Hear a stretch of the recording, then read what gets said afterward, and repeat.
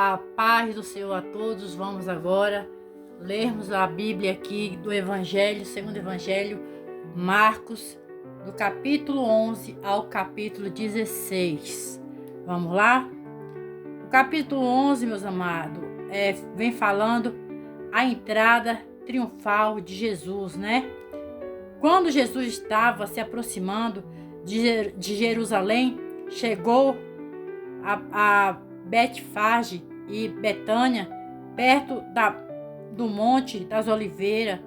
Enviou então Jesus 2 dos seus discípulos e lhes recomendou: ide ao povoado que está logo adiante de vós, e assim que entrar, achareis um jumentinho amarrado, sobre o qual ninguém ainda montou.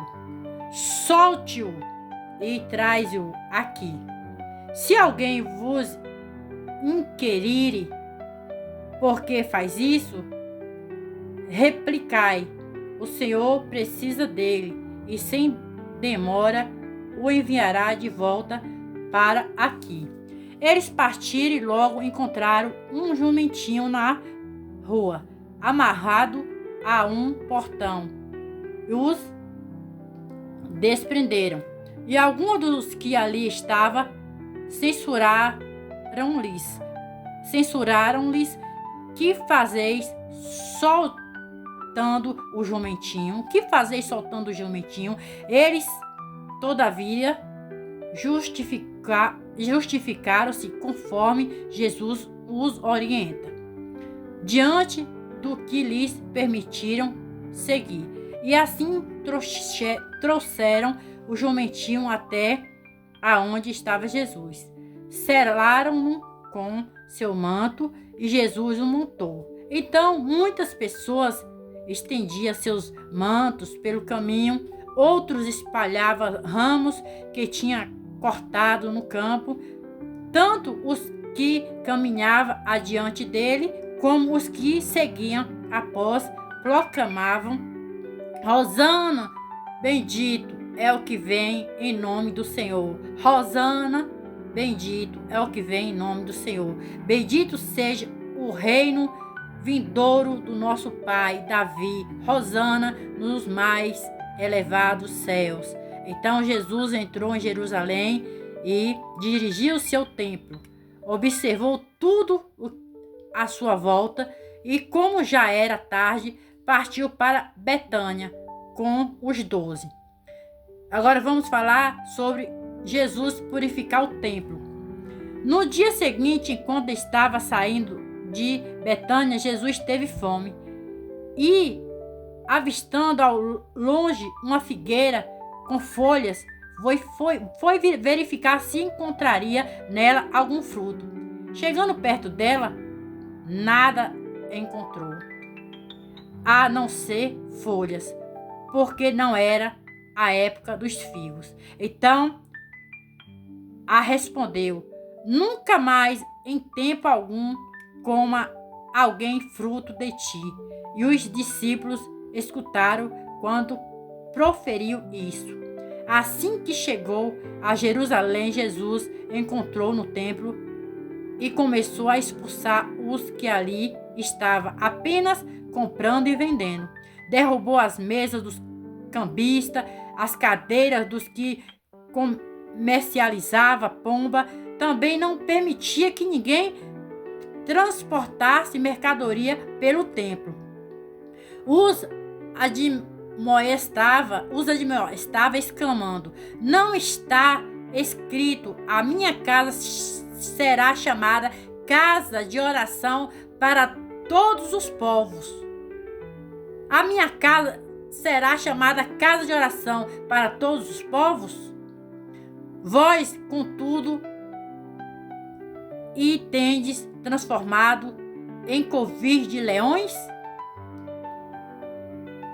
Os chefes dos sacerdotes e os mestres da lei escutaram essa crítica e começaram a tramar um meio para assassiná-lo, pois o temia, haja vista que todo o povo estava maravilhado com seu saber e ministração. E ao pôr do sol eles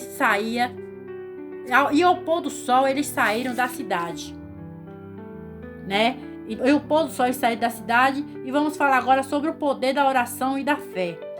E caminhando eles pela manhã, viram que a figueira secaram desde as raízes, né? Pedro, recordando-se do ocorrido, informou a Jesus: Rabi, eis que a figueira que amaldiçoaste secou. E observou-lhe Jesus: tende fé em Deus, e com toda a certeza eu vos asseguro que se qualquer pessoa ordenar a este monte, levanta-te e lança-te no mar, e não houver dúvida em seu coração, mas crê que se realizará o que pede, assim lhe será feito.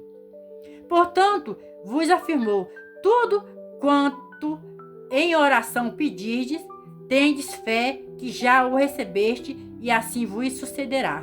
Mas quando estiverdes orando, se tiver e algum ressentimento, se você estiver orando e tiver algum ressentimento contra alguma pessoa, perdoa, para que igualmente vosso Pai Celestial vos perdoe as vossas ofensas.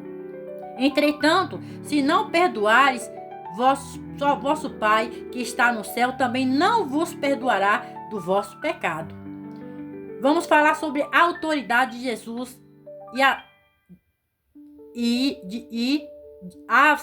vamos falar sobre a autoridade de Jesus, que é divina, né, gente?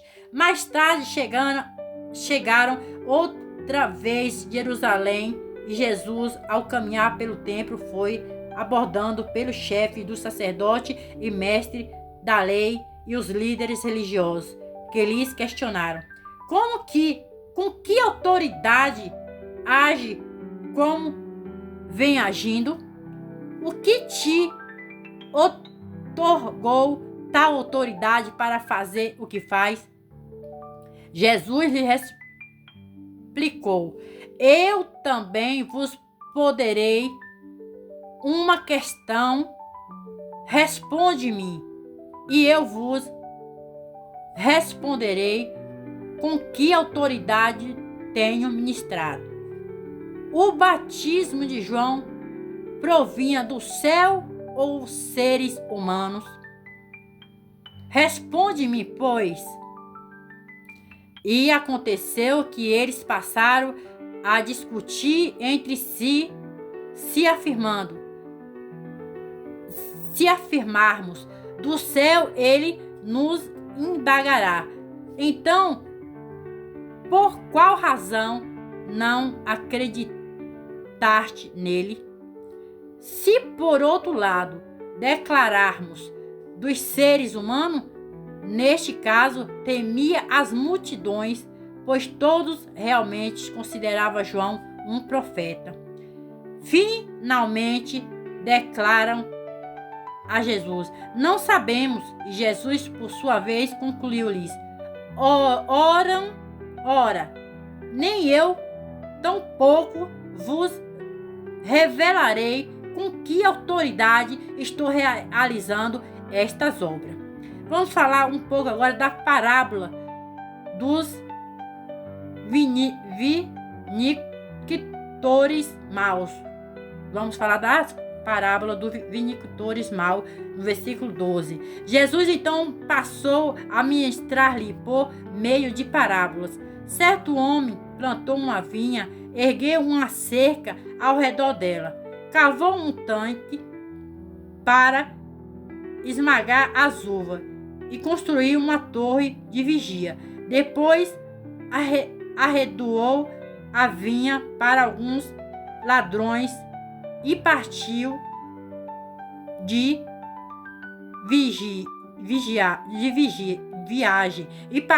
viagem. Chegando a época da colheita, enviou um servo aos lavradores com o objetivo de receber deles sua parte do fruto da vinha.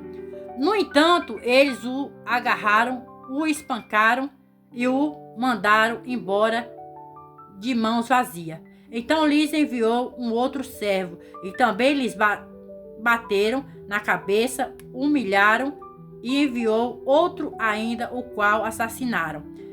Então enviou muitos outros, mas alguns agrediram e ao outros mataram. Alguns agrediram e outros mataram. Finalmente, restava-lhe enviar seus próprios e amados filhos. A este lhes enviou com a seguinte intenção: meus filhos respeitarão. Todavia, aqueles lavradores combinaram entre si: este é o herdeiro. Ora, venha, vamos mantermos-lo, e assim a herança será toda nossa. Vamos e matamos-los, e assim a herança será toda nossa. Então o agarraram, assassinaram e jogaram para fora da vinha. Diante disso, o que fará o proprietário da vinha? Destruirá aquele lavrador e outorgará a vinha a outros vinicultores. Ainda não leste essas passagens nas Escrituras? A pedra que os construtores rejeitaram, essa veio a ser a pedra principal angular.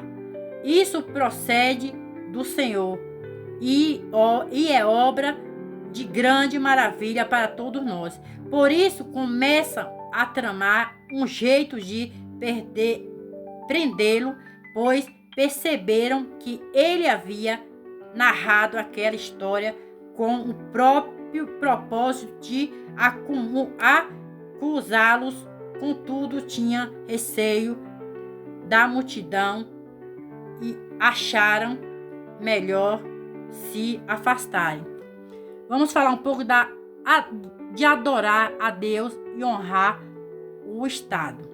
Mais tarde, enviaram a Jesus alguns dos fariseus e herodianos para tentar condená-lo em alguma palavra que proferisse. E ao se aproximarem,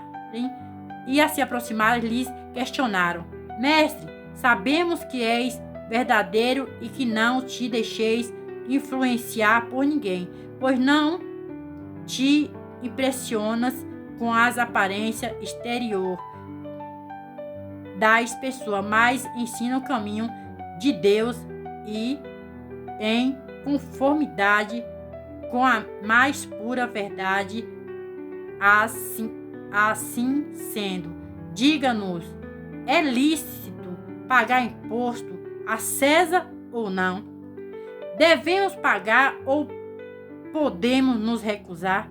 Jesus, porém, conhecendo que o quão hipócrita estava sendo, lhes inquiriu: por que me tentais? Trazei-me um denário para que eu o examine. E eles lhes trouxeram a moeda, ao que ele lhes indagou: de quem é esta imagem e esta inscrição? Ora, de César, replicaram eles. Então Jesus lhes asseverou: dai a César o que é de César, e a Deus o que é de Deus. E todos ficaram pasmos com ele. Vamos falar um pouco sobre a ressurreição de todos os mortos. Depois chegaram os saduceus, que pregam não haver qualquer ressurreição, com a seguinte questão: Mestre, Moisés não deixou escrito: se um homem morrer e deixar sua esposa sem filho, seu irmão deverá se casar com a viúva e gerar filho para seu irmão? Ora, havia 7 irmãos. O primeiro casou-se e faleceu, sem deixar filho. Então o segundo desposou a viúva, mas também morreu sem deixar descendentes. E o mesmo ocorreu com o terceiro. E dessa forma, nenhum dos 7 irmãos deixou-lhe filhos. Finalmente, faleceu também a mulher. Na ressurreição, de quem essa mulher será esposa? Haja vista que os 7 irmãos foram casados com ela. Então Jesus os admoestou, e não é sem motivo que errais tanto, pois não compreendeis as Escrituras, nem o poder de Deus. Quando os mortos ressuscitam, não se casam, mas nem não se casa, mas nem são dados em casamento, pois se tornam como os anjos do céu. A respeito da ressurreição dos mortos, ainda não tendes ido no livro de Moisés, não tem lido no livro de Moisés, no texto referente à sarça, como Deus lhe declarou: eu sou o Deus de Abraão, o Deus de Isaque e o Deus de Jacó? Ora, ele não é Deus de mortos, e sim o Deus dos vivos. Estais absolutamente enganados. Vamos falar acerca dos principal dos mandamentos, né? Os principais mandamentos. Um dos mestres da lei chegou-se e os ouviu argumentando, ao constatar como Jesus lhes ouvia respondido. Esplendidamente, perguntou-lhe: de todos os mandamentos, qual é o mais importante? Esclareceu Jesus: o mais importante de todos os mandamentos é este: ouve, ó Israel, o Senhor, o nosso Deus, e o único Senhor. Amarás, portanto, o Senhor teu Deus de todo o teu coração e de toda a tua alma e de todo o teu entendimento e de toda a tua força. E o segundo é: amarás o teu próximo como a ti mesmo. Não existe qualquer outro mandamento maior do que este. Então os escribas exaltou Jesus: muito bem, mestre, esta está absolutamente certo ao afirmarem que Deus é o único e que não existe outro que se compare a ele. E quem amar a Deus de todo o coração e de todo o entendimento e com todas as forças, bem como ama ao próximo como a si mesmo, e muito mais importante do que todos os sacrifícios e ofertas juntos. Jesus, por sua vez, vendo que o homem havia respondido com sabedoria, revelou-lhe: não está distante do reino de Deus, e é para ti, e a partir disto não haverá mais alguém que ouças lhes questionar coisas alguma. Vamos falar agora sobre Cristo e o Senhor de Davi. Cristo é o Senhor de Davi. Mais tarde, Jesus estava ensinando no templo quando levantou uma questão: como podem os mestres da lei pregar que o Cristo é filho de Davi,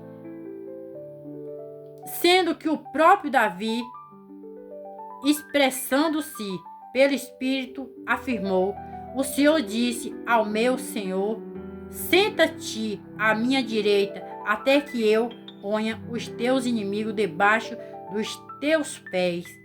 Se o próprio Davi o chama de Senhor, como é possível então ser ele filho?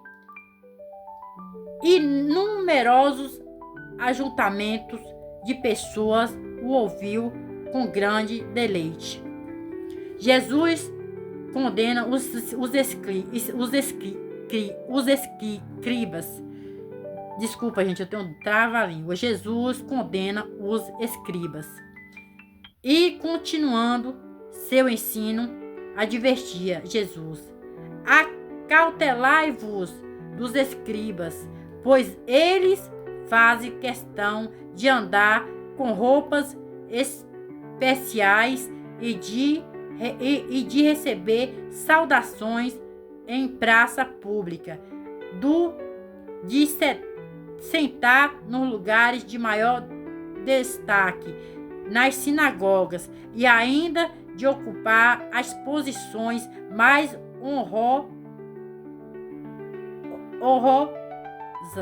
honrosas, a mesma dos grandes banquetes. Eles devoram as casas das viúvas e, para dissimular, faz longas orações. Estes certamente receberão condenação ainda mais severa. Vamos falar acerca agora da valiosa oferta da viúva pobre.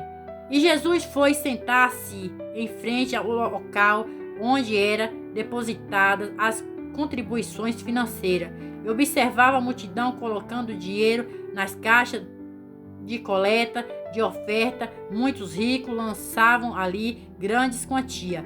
Foi então que uma viúva pobre se aproximou e depositou 2 moedas bem pequeninas de cobre e portanto de bem pouco valor.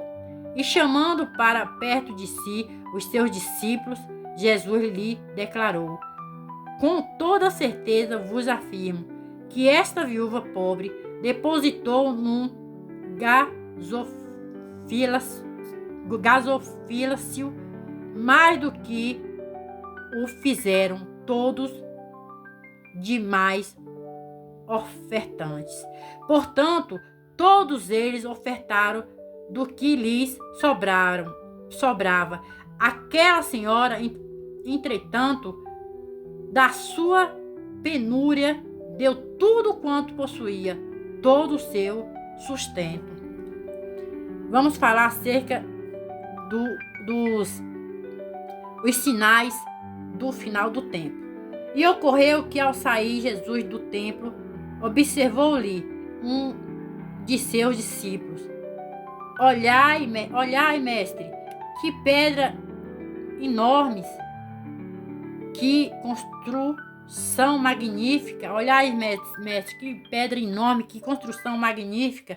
Entretanto, Jesus lhe revelou: vês estas suntuosas construções? Pois aqui não restará pedra sobre pedra, senão serão todas derrubadas. Então, havendo Jesus se assentado no monte das Oliveiras, de frente para o templo, Pedro, Tiago, João e André o consultaram em particular, dizendo-nos: diz-nos quando acontecerá estes eventos e que sinal haverá quando todos eles estiverem presentes a cumprir-se? E Jesus passou a preveni-los: vede que pessoas alguma vos induza ao erro, pois serão muitos os que virão em meu nome, afirmando: sou eu, e iludirão multidões. Não entanto, assim, aqui ouvirem notícia sobre guerra, rumores de guerras, não vos assusteis. É necessário que assim ocorra, contudo, ainda não é o fim. Porquanto nação se levanta contra nação, reino contra reino, sucederão terremotos em vários lugares e muita fome por toda parte. Esses acontecimentos são o início das dores. Ficai-vos alertas, pois vos denunciarão aos tribunais e sereis açoitados nas sinagogas. Por minha causa vos farão parecer a presença de governadores e reis, e isso se constituirá em testemunho para eles.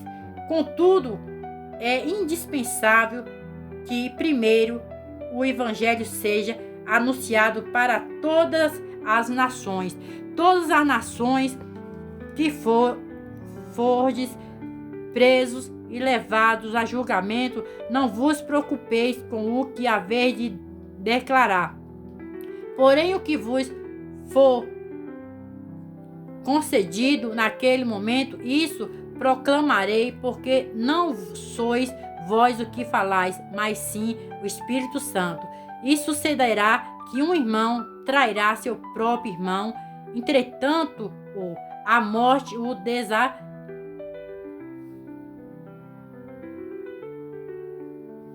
a morte dessa mesma maneira agirá o pai com o seu filho. Filho haverá que se revoltarão contra seus próprios pais e os assassinarão. Sereis odiados de todos por minha causa. Todavia, aqueles que permanecer firme até o seu fim receberá a glória da salvação. Vamos falar da grande tribulação.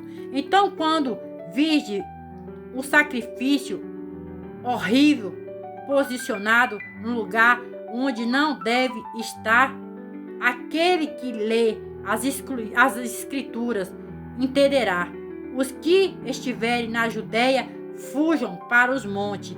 Quem estiver sobre a laje que cobre as vossas cabeças, foge depressa, nem entre para retirar dela qualquer de vossos pertences.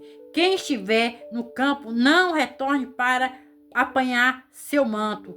Como serão terríveis aqueles dias, principalmente para as grávidas e para as mães que estiverem amamentando. Ore para que estes eventos não venham ocorrer no inverno, pois aqueles serão dias de tamanho sofrimento, como jamais houve desde que Deus criou o mundo. Até agora, nem nunca mais haverá. Portanto, se o Senhor não tivesse reduzido aquele período, nenhum ser de carne e osso sobreviveria. Contudo, por causa dos eleitos, por eles escolhidos, tais dias foram abreviados pelo Senhor. Se todavia alguém lhes anunciar, eis aqui o Cristo, ou ainda, ei-lo logo ali, não deis qualquer crédito a isto, pois surgirão falsos cristos, falsos profetas, realizando sinais e maravilhas como objetos de enganar e, se possível, os próprios eleitos. Desse modo, estai vigilante, pois sobre tudo isso vós aviseis com antecedência. Oh, glória! Vamos falar agora sobre o glorioso retorno de Jesus. Porém, naquele dia, depois do referido período de tribulação, o sol escurecerá, a lua não dará a sua luz, as estrelas cairão do céu e os poderes celestiais serão abalados. Então o Filho do Homem será visto chegando nas nuvens com grande poder e glória. Ele enviará os seus anjos e reunirá os seus eleitos dos quatro ventos, das extremidades da terra até os confins do céu. Vamos agora falar sobre a parábola da boa figueira. Portanto, aprendei com o ensino da figueira. Quando seus ramos se renovam e suas folhas começam a brotar, sabeis que o verão vem chegando. Dessa maneira, assim que observardes esses sinais ocorrendo, sabeis que o tempo está próximo, já às portas. Com toda a certeza vos afirmo que não passará esta geração até que todos esses fatos ocorram. Os céus e a terra passarão, contudo, as minhas palavras nunca passarão. vamos falar agora sobre só Deus sabe o dia e a hora. Vigiai. Todavia, a respeito daquele dia ou hora, ninguém sabe, nem os anjos do céu, nem o Filho do Homem, senão apenas o Pai. Estais, pois, atento e vigiai. Portanto, não cabe a vós saber quando será este tempo. E como um homem que vigia para outro país, e deixando a sua casa encerrada, cada um de seus servos e das suas tarefas, e ordena ao porteiro que vigie. Vigie, pois, uma vez que não sabeis quando regressará o dono da casa, se à tarde, à meia-noite, ou cantar do galo, ou mesmo ao raiar do dia. E em vindo repentinamente, que não vos surpreenda, entregues ao sono. O que vos tenho dito, proclamo a todos: vigiai.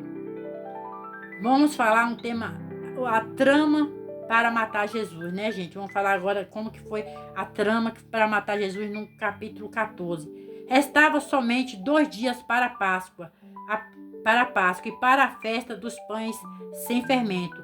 Os chefes dos sacerdotes e os mestres da lei buscavam um meio de surpreender Jesus em qualquer erro e assim pode condená-lo à morte. Entretanto, comentavam que não seja durante as festividades para que o povo não se tumulteie, né? Não tumulte. Vamos falar agora. Jesus é ungido em Betânia. E estando Jesus em Betânia, reclinando à mesa na casa de certo homem conhecido como Simão, o leproso, achegou-se dele uma mulher portando um frasco de alabastro tendo valioso perfume feito de nardo puro, e quebrando o alabastro, derramou todo o bálsamo sobre a cabeça de Jesus. Diante disso, indignaram-se alguns dos presentes e a criticavam entre si. Para que este desperdício de tão valioso perfume? Um bálsamo como este poderia ser vendido por 300 denários e o dinheiro ser dado aos pobres. E a censurava-se verdadeiramente. Deixa em paz, ordenou-lhe Jesus. Por que causa problema a esta mulher? Ela realizou uma boa missão para comigo. Quanto aos pobres, sempre os tendes ao vosso lado, e os podes ajudar todas as vezes que o desejardes. Todavia, a mim nem sempre me tereis. A mulher fez tudo que estava ao seu alcance, derramou bálsamo sobre mim, antecipou a preparação do meu corpo para o sepultamento. Com toda certeza eu vos asseguro, onde quer que o evangelho for pregado por todo mundo, será também proclamado a obra que esta mulher realizou, e isso para que ela seja sempre lembrada. E depois disso, Judas Iscariotes, um dos 12, foi encontrar-se com o chefe do sacerdote com o propósito de lhe entregar Jesus. Ao ouvirem a proposta, eles ficaram muito satisfeitos e se comprometeram a lhe pagar algum dinheiro. E por isso ele procurava uma oportunidade para entregá-lo. Vamos falar da ceia. E no primeiro dia da festa dos pães sem fermento, quando tradicionalmente se sacrificava o cordeiro pascual, os discípulos de Jesus o costumavam, onde desejas. Os discípulos de Jesus o consultaram, os discípulos de Jesus o consultaram. Onde desejas que vamos e façamos os preparos para a ceia a Páscoa? Então ele enviou 2 de seus discípulos, instruindo-lhes: ide à cidade, e certo homem, carregando um cântaro de água, virá ao vosso encontro. Siga-o e diz ao proprietário da casa onde ele entrar, que o mestre deseja saber onde está a minha sala de jantar, onde cearei a Páscoa com os meus discípulos. E aquele homem vos mostrará um amplo cenáculo, todo mobiliado e pronto, ali fazeis o preparativo. Partiram, pois, os discípulos e chegaram na entrada da cidade, onde encontraram tudo como Jesus lhe havia predito, e ali prepararam a Páscoa. Ao pôr do sol chegou Jesus com seus 12 e quando estava ceando, reclinando-se à mesa, Jesus lhe revelou: com toda certeza vos afirmo que um dentre vós, este que come comigo, me trairá. Eles ficaram consternados e lhe afirma: é certo que não serei eu. Mas escreveu-lhe Jesus: é um dos 12, aquele que come comigo do mesmo prato. O Filho do Homem vai, conforme está escrito a respeito dele. No entanto, infeliz daquele que trai o Filho do Homem. Melhor que lhes foram jamais haver nascido, né? Vamos falar sobre o ato da partilha do pão e o cálice. E quando ceava, tomou Jesus o pão e, tendo dado graça, o partiu e o serviu aos seus discípulos e declarou: tomai isso é o meu corpo. Em segunda, tomou Jesus o cálice e deu graça e o entregou aos discípulos, e todos beberam dele. Então lhes revelou: isso é o meu sangue da aliança, o qual é derramado para o bem de muitos. Com toda certeza vos afirmo que não voltarei a beber do fruto da videira até aquele dia em que beberei o vinho novo do reino de Deus. E depois de haveres cantado um salmo, partiram para o Monte das Oliveiras. Jesus prediz a traição de Pedro. Então Jesus lhe advertiu: todos vós me abandonareis, pois está escrito: ferirei o pastor e as ovelhas serão dispersas. Contudo, depois da minha ressurreição, partirei adiante de vós rumo a Galileia. Pedro exclamou: mesmo que todos te abandonem, eu nunca te deixarei.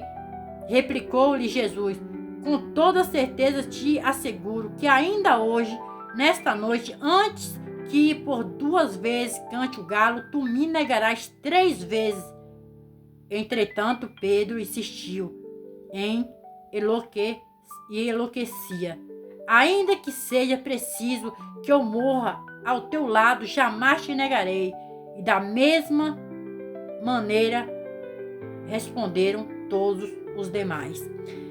Vamos falar agora sobre Jesus Cristo no Getsêmani. Então caminharam para um lugar chamado Getsêmani, e tendo chegado, solicitou Jesus aos seus discípulos: assentai-vos aqui, enquanto eu vou orar. E levantou contigo a Pedro, Tiago e João, e começou a sentir grande temor e profunda angústia, e compartilhou com ele: minha alma está extremamente triste até a morte. Ficais por aqui e vigiai. Caminhou um pouco mais adiante e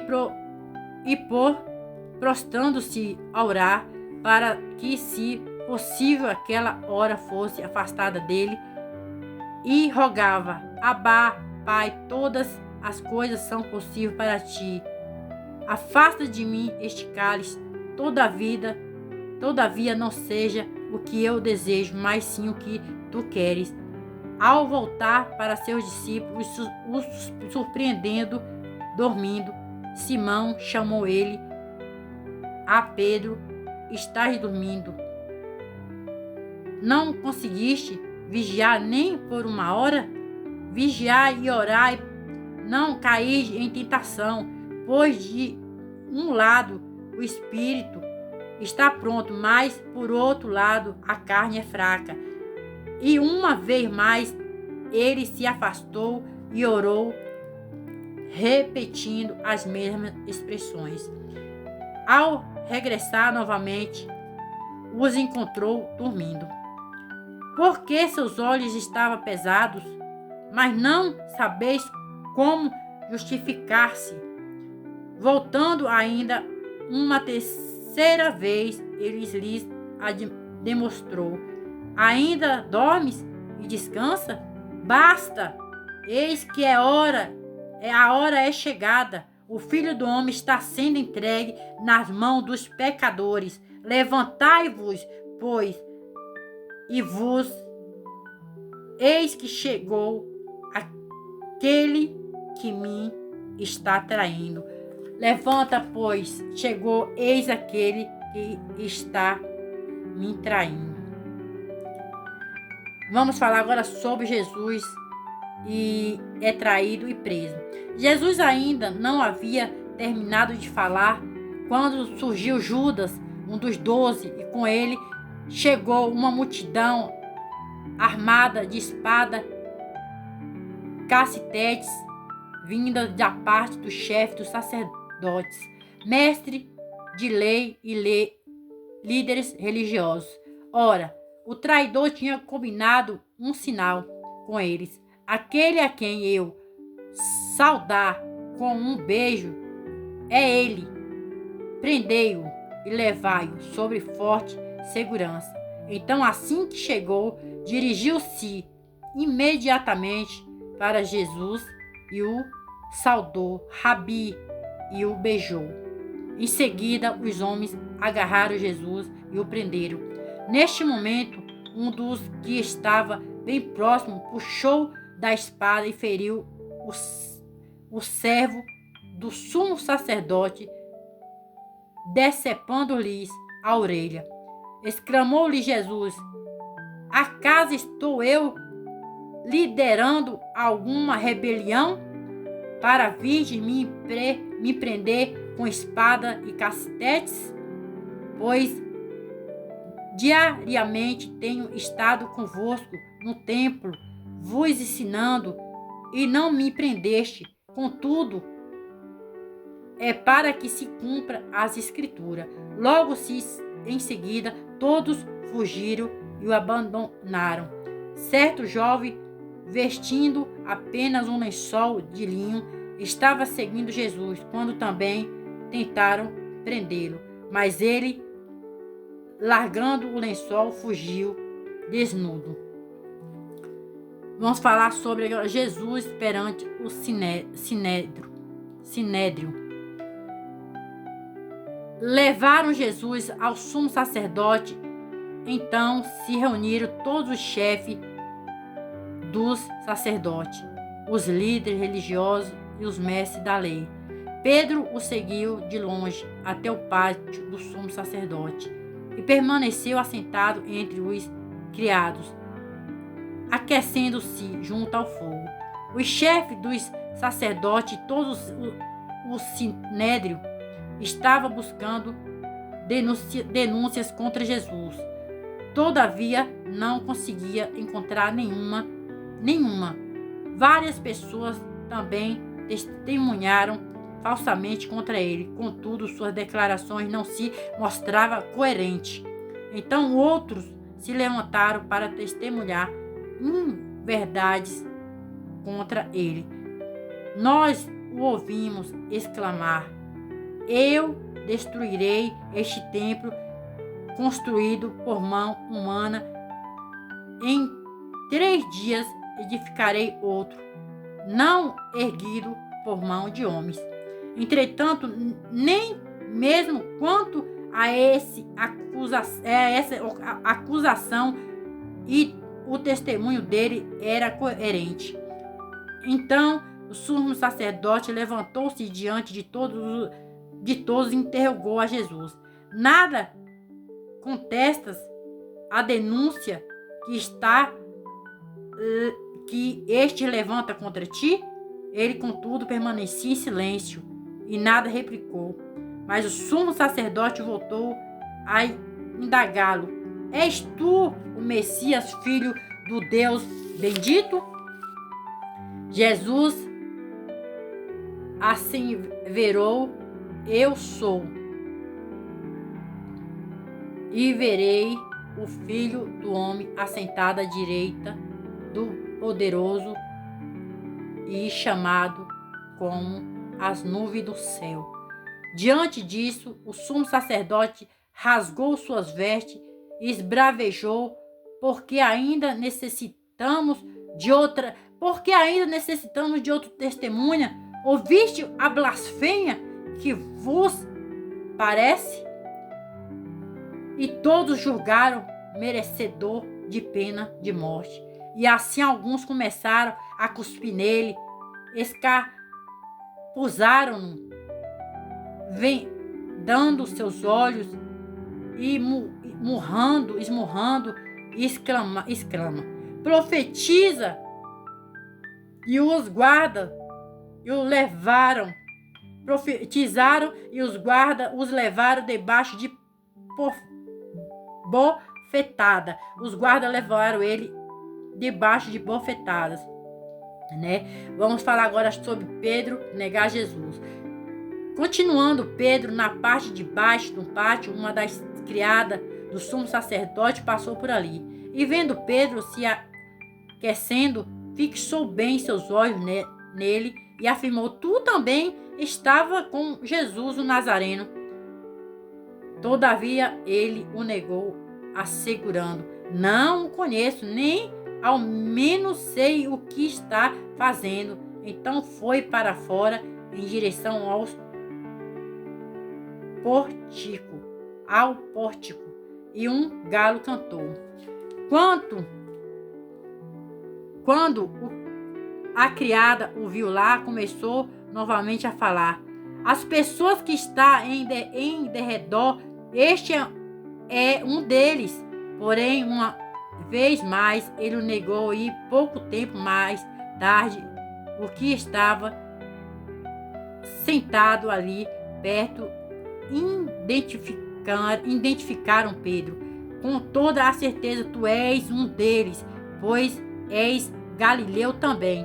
Pedro começou a amaldiçoar-se e a jurar: não conheço esse homem de quem falais. E em seguida o galo cantou pela segunda vez. Então Pedro se lembrou da palavra de Jesus, que Jesus lhe disse: antes que 2 vezes cante o galo, tu me negarás 3 vezes. E percebendo o que fizeram, caiu em profundo pranto. Vamos falar agora no versículo 15 sobre Jesus pressiona Pilatos.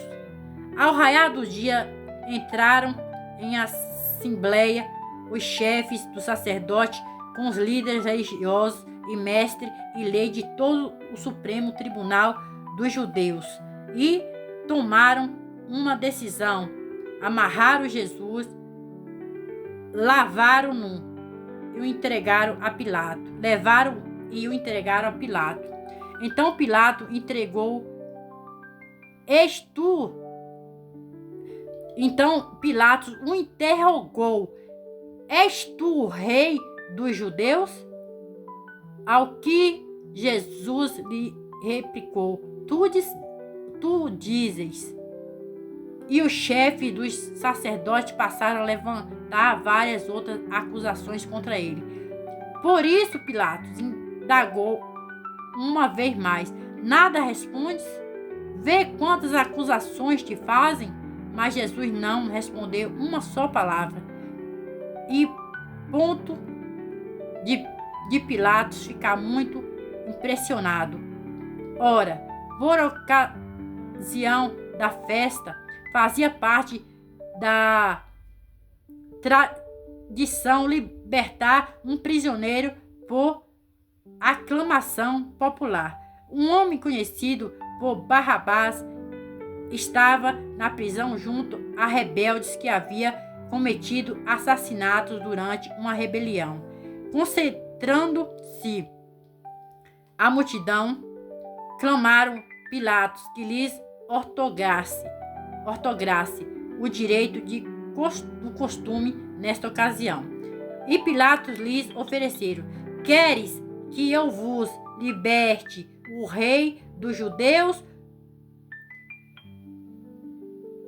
Porquanto ele bem sabe que foram por inveja que o chefe dos sacerdotes lhe havia entregue a Jesus. Então os chefes dos sacerdotes intrigaram a multidão a rogar a Pilatos que, ao contrário, solte Barrabás. Contudo, Pilatos lhes questionou: Assim sendo, que farei com este quem chamai o rei dos judeus? Mas eles gritavam: Crucifica-o! Porque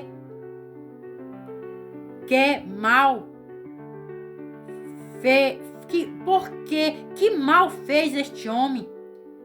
Inquiriu Pilato. Todavia ele chamava ainda mais decididos: Crucifica-o!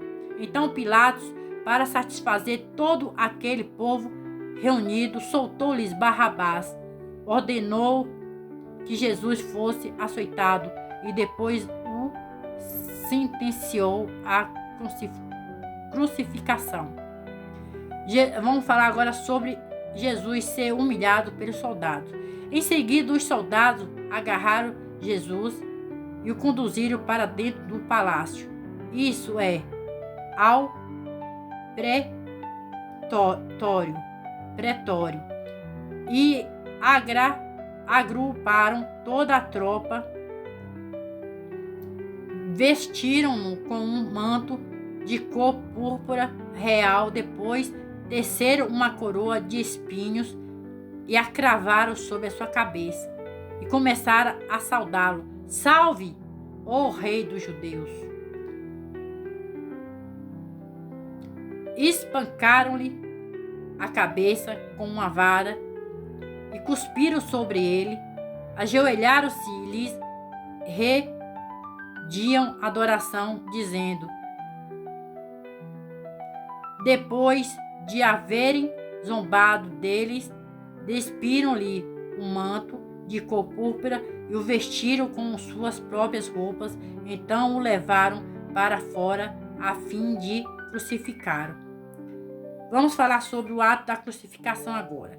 E ocorreu que certo homem de Cirene, chamado Simão, pai de Alexandre e de Rufo, passava por ali, vindo do campo. Eles o forçaram a carregar a cruz. Levaram Jesus para um lugar denominado Gólgota, que significa local da caveira, e lhes deram vinho misturado com mirra, mas ele não bebeu. Então o crucificaram, dizendo: Suas vestes jogaram sorte para saber com que parte cada um iria ficar.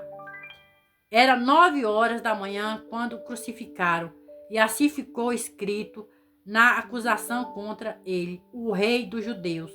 Junto a Jesus crucificaram 2 criminosos, um à sua direita e outro à sua esquerda. Cumpriu-se assim a escritura que dizia: ele foi contado entre os malfeitores. Os transuentes lançaram-lhes impróprios, gesticulando a cabeça e reclamando: ah, tu que destróis o templo e em 3 dias o reconstróis, agora desce da cruz, salva-te mesmo. Da mesma maneira, os chefes dos sacerdotes e os mestres da lei zombavam dele entre si, exclamando: salvou a tantos, mas a ti, a si mesmo não pode salvar-se? Que o Cristo, o Rei de Israel, desça agora da cruz para que vejamos e cremos, e que, igual modo, os que ele foram crucificados os insultavam. Vamos falar agora sobre Jesus branda em sua morte. E aconteceu que toda a terra foi coberta por trevas, desde o meio-dia até 3 horas da tarde. Então, por volta das 3 horas da tarde, Jesus bradou em alta voz: Elohim, Elohim, lema sabachthani, que traduzido quer dizer: meu Deus, por que me abandonaste? Alguns dos que presenciavam o que estava ocorrendo, ouvindo isso, comentavam: veja ele clamar por Elias? Então um deles correu e sopou uma esponja em vinagre, colocou na ponta de uma vara e a estendeu até Jesus para que sorvesse, e explicou: deixa, vamos, se Elias vem para tirá-lo daí. Todavia, Jesus, com um forte brando, expirou. Então o véu do lugar santíssimo rasgou-se em 2 partes, do alto a baixo. E quando o centurião, que estava bem em frente de Jesus, ouviu o seu brando e viu a maneira como expirou, exclamou: verdadeiramente este homem era o Filho de Deus. Algumas mulheres acompanhavam tudo de longe. Entre elas estava Maria Madalena, Salomé e Maria, mãe de Tiago, e os mais jovens de José. Na Galileia, elas tinham seguido e servido a Jesus. Muitas outras mulheres haviam subido com eles para Jerusalém e, de igual modo, estava ali presente. Vamos falar agora sobre o sepulcro de Jesus. Este era o dia da preparação. Isso é a véspera do sábado. E José de Arimateia, membro de orado do sepulcro, tribunal dos judeus, que também agradava o reino de Deus, dirigiu-se corajosamente a Pilatos e solicitou o corpo de Jesus. Pilatos recebeu com espanto a notícia de que Jesus já havia falecido e, clamando o centurião, perguntou-lhes se fazia muito tempo que morreram. Sendo informado pelo centurião, consentiu em ceder o corpo a José. Então José comprou um lençol de linho, desceu o corpo da cruz, envolveu no lençol e o colocou no sepulcro, cavado na rocha. Depois fez rolar uma pedra sobre a entrada do sepulcro. Ora, Maria Madalena e Maria, mãe de José, viram onde ele fora depositado. Vamos falar agora sobre Jesus e a ressurreição. Capítulo 16. Ao encerrar-se o sábado, Maria Madalena, Salomé e Maria, mãe de Tiago, compraram especiarias aromáticas para ungir o corpo de Jesus. Ao raiar do primeiro dia da semana, elas caminharam até o sepulcro e questionavam umas às outras: quem poderá remover para nós a grande pedra que fecha a entrada do sepulcro? Contudo, ao se aproximar do local, viram que aquela enorme pedra havia sido removida da entrada. E entrando no sepulcro, viram um jovem vestido de túnica branca, assentado à direita, e ficaram muito assustadas. Não vos amedronteis, disse ele. Vos buscais a Jesus, o Nazareno, que morreu na cruz, pois ele foi ressuscitado, não está mais aqui. Vede o lugar onde o havia depositado. Agora ide dizer ao discípulo dele e a pedra que ela está seguindo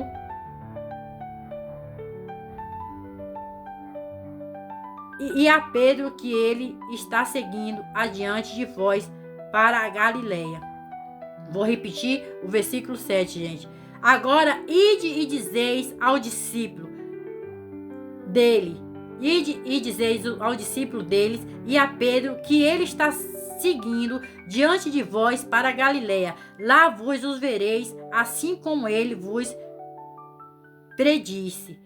Apavoradas e trêmulas, as mulheres saíram e fugiram do sepulcro e não informaram nada a ninguém, pois estava assombrada e com medo. Vamos falar agora acerca de Jesus aparecer primeiro a Madalena.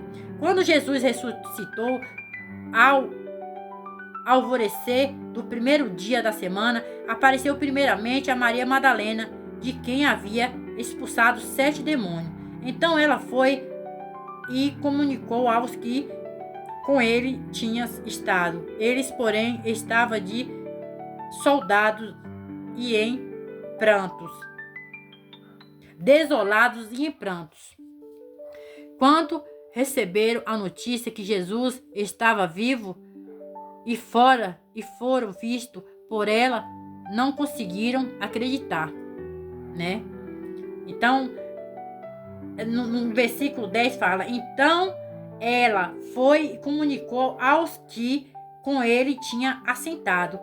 Eles, porém, estavam desolados e em prantos, quando receberam a notícia que Jesus estava vivo e foram vistos por ela, não conseguiram acreditar.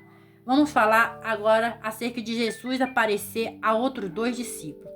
Depois Jesus apareceu em uma outra forma a outros 2 seguidores que estavam a caminho do interior. Então eles retornaram e informaram tudo isso aos demais. Contudo, também no depoimento deles não creram. Vamos falar acerca de Jesus aparecer e ordenar aos discípulos. Mais tarde, Jesus apareceu aos 11, enquanto estava reclinados, ceando. Repreendeu-lhes a falta de fé e a dureza do coração, porque não acreditaram no testemunho daqueles que o tinham visto depois de ressuscitar.